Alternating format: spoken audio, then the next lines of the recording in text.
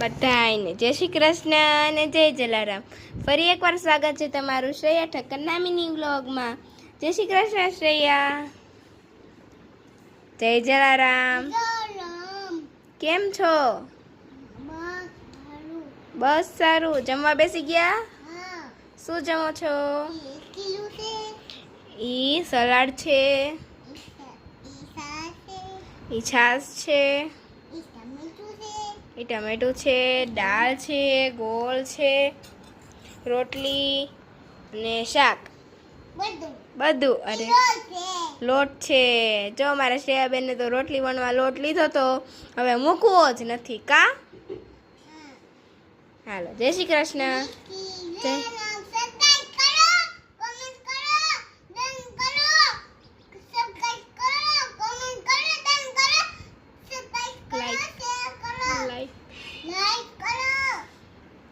આવજો।